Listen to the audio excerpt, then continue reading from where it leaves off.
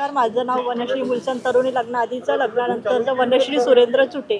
मला या लोनबद्दल काही माहिती नव्हतं.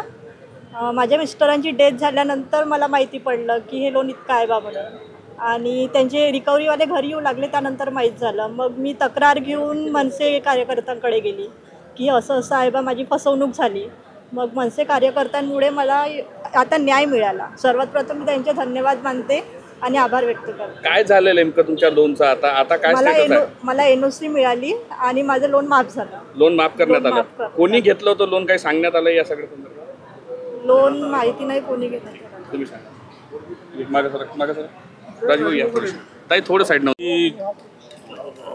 वनश्री जी मुलगी आहे तिचे मिस्टर आत्ता 3 महिन्या अगोदर वारले आणि ते वारल्यानंतर तिच्या घरी या बँकेने तकादा लावला की कर्ज भरा. जे कर्ज हिने उचललं नव्हतं किंवा हिच्या पतीने उचललं नव्हतं तो कर्ज भरायचं कुठून? आणि तिला ज्यावेळेस हा प्रश्न पडला त्यावेळेस ती आमच्या शहर अध्यक्षांकडे आली आणि शहर अध्यक्षांनी ज्यावेळेस सखोल याचा अभ्यास करून आमच्या सगळ्या टीमने अभ्यास केला तर यांच्या असं लक्षात आलं की एकट्या वनश्रीचं नाही तर वनश्रीसारख्या आणखीन काही लोक आहेत की ज्यांच्यावर करोडो रुपयाचं कर्ज या बँकेमार्फत उचलण्यात आलेलं आहे. वास्तविक पाहता त्या व्यक्तीपर्यंत ते कर्ज गेलेलं नाही किंवा त्यांनी अर्ज केलेला नाही, परंतु त्यांचं कर्ज या बँकेने त्यांच्या नावावर दिलेलं आहे. आणि असाच खोटा प्रकार या वनश्रीसोबत झाला आणि महाराष्ट्र नवनिर्माण सेनेने ज्यावेळेस याच्यावर आवाज उचलला त्यावेळेस ही बँक नमली आणि बँकेने आज हे पत्र तिला दिलं की हिच्यावर कुठल्याही प्रकारचं कर्ज नाही. म्हणजे तिच्यावर कर्ज नव्हतंच, परंतु आज महाराष्ट्र नवनिर्माण सेनेने ज्यावेळेस पुढाकार घेतला आणि महाराष्ट्र नवनिर्माण सेना पुढं काय करते हे या बँकेला माहिती आहे, म्हणून बँकेने लगेच ते मान्य केलं.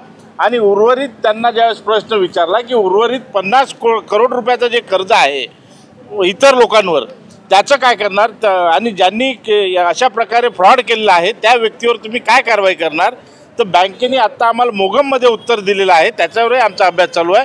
ज्यावेळेस आमचा अभ्यास पूर्ण होईल त्यावेळेस जरी ते लोक आमच्याकडे आले नसतील तरी त्यांना न्याय देण्याचं काम महाराष्ट्र नवनिर्माण सेना करेल. कुठेतरी एक लोन माफ झालं मात्र इतर लोकांसोबत अशी फसवणूक झाली आहे. बँका का भूमिका घेत नाही? या पोलिसांत तक्रार काय करत नाही? कारवाई काय करून घेत नाही? आता जशा केसेस आमच्याकडे येतात त्याचा पाठपुरावा आम्ही करतो आणि ते प्रकरणं उघडकीस येतात आणि उघडकीस